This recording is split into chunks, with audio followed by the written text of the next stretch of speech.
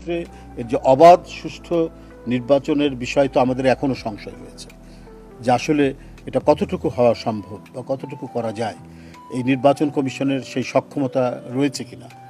হ্যাঁ, সেই বিষয়গুলি আমরা দুজন ওখানে ছিলাম, সেটা আমরা প্রশ্ন করেছি, তাদের কাছে জানতে চেয়েছি। তারা পূর্ণাঙ্গ প্রস্তুতির কথা বলেছেন, কিন্তু আমরা এও জানি যে প্রশাসনের বিভিন্ন স্তরে, এটাও তো একটা প্রশাসন, যদিও একটা ইন্ডিপেন্ডেন্ট বডি, এটা রাষ্ট্রের একটি স্বাধীন সত্তা, কিন্তু বিভিন্ন স্তরে স্তরে দোসররা বসে আছে। দোসররা তারা নানাভাবেই একটা অবাধ সুষ্ঠু নির্বাচন যাতে বিঘ্নিত হয়, না করা যায়, সেটার নানা ধরনের তারা কলাকৌশল এবং সুদূর প্রসারী ষড়যন্ত্রের সাথে যুক্ত রয়েছেন সর্বক্ষেত্রে। আপনার সিভিল প্রশাসন বলুন, সেখানেও যেমন রয়েছে, অনেক ঘটনায় দেখছি অনেক কিছুই হচ্ছে।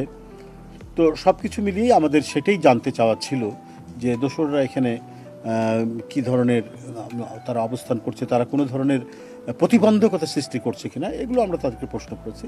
তিনি বলেছেন যে না, আমরা সব কিছু বিবেচনা করে সব কিছু দেখে শুনে যাতে স্বচ্ছতার ক্ষেত্রে, মানে ট্রান্সপারেন্সির ক্ষেত্রে কোনো ধরনের যাতে কোনো বিঘ্ন না ঘটে, কোনো ধরনের কোনো কালিমা যাতে লিপ্ত না হয়, সে ব্যাপারটা তারা সুচারুভাবে তারা দেখছেন। এবং একটা অবাধ সুষ্ঠু নির্বাচনের জন্য যে প্রস্তুতি দরকার, নির্বাচন কমিশন সেই প্রস্তুতি তারা গ্রহণ করছেন। সে ব্যাপারে তাদের যথেষ্ট আত্মবিশ্বাস রয়েছে, কমিশনের যথেষ্ট আত্মবিশ্বাস রয়েছে। কেন এই মুহূর্তে পিআর পদ্ধতি মানে সম্ভব নয়, এবং এটা হতে গেলে যে নানা ধরনের যে জটিলতার কথা আমরা পুঙ্খানুপুঙ্খানুভাবে সেগুলো তুলে ধরার চেষ্টা করছি।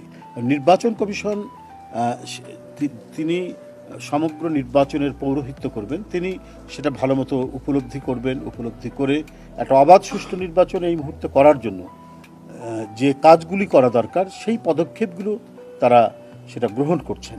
এবং সে মানে মানে সাংবিধানিক যে দায়িত্ব নির্বাচন কমিশন সংবিধান কর্তৃক প্রদত্ত হয়েছে, সেই অনুযায়ী তাদের যে কাজগুলো, সেই কাজগুলো তারা করে যাচ্ছেন।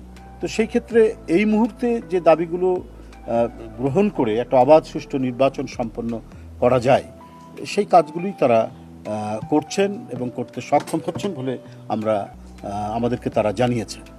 তো যাই হোক, আমরা মূলত সামগ্রিক যে আপডেট, যেটা এই পর্যন্ত তাদের প্রস্তুতি কি, এটাই জানার জন্য আমরা